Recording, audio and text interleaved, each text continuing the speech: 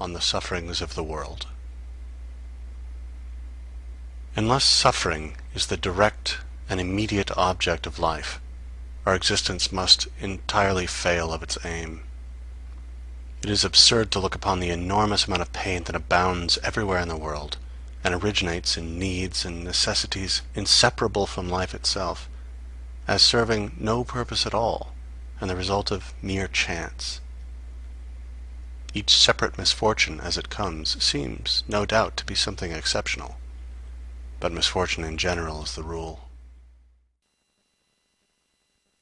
What we call suffering is desire. It is the force that motivates us. Suffering is what gives us direction and protects us from harm. Without suffering, we could not love or produce art.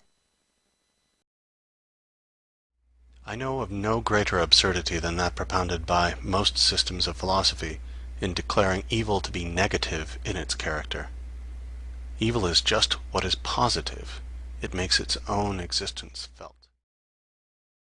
Evil is a term defined by cultural norms.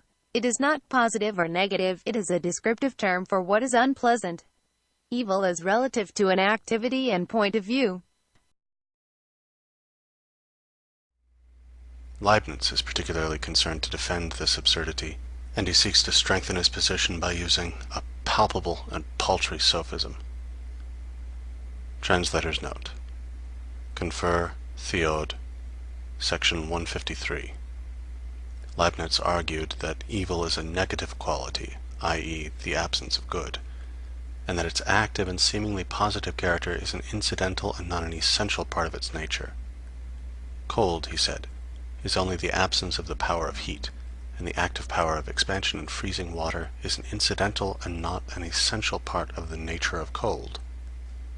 The fact is that the power of expansion in freezing water is really an increase of repulsion amongst its molecules, and Schopenhauer is quite right in calling the whole argument a sophism. End translator's note. Evil has nothing to do with physics. It is only a word that is crudely descriptive for acts that pose harm to us. We are motivated to survive and reproduce. We call evil those things that prevent us from the task at hand.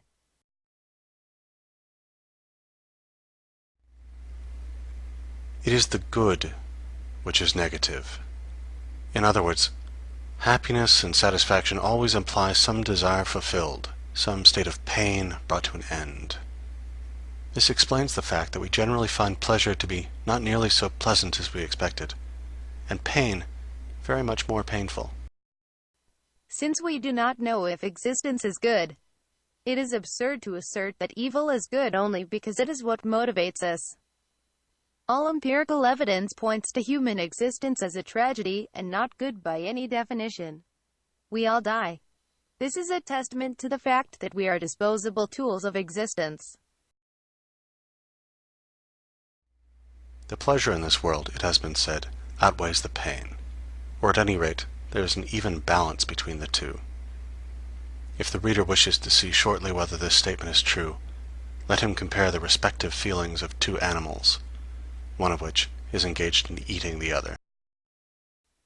Evil is a term relative to who we are. What is evil for one animal is satisfaction for the other. Evil best describes human existence. This should be a wake-up call to all of us, to start looking at life as the problem. Our saviors will be those who can see evil for what it is. The best consolation in misfortune or affliction of any kind will be the thought of other people who are in a still worse plight than yourself. And this is a form of consolation open to everyone. But what an awful fate this means for mankind as a whole. We are like lambs in a field, disporting themselves under the eye of the butcher, who chooses out first one and then another for his prey.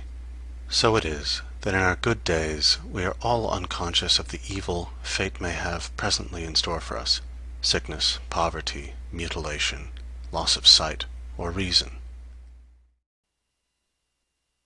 The dead have no concern for evil, it is the work of the living. Suffering is what we impose on another, it is an act of ignorance. Evil is a pointless act of human stupidity.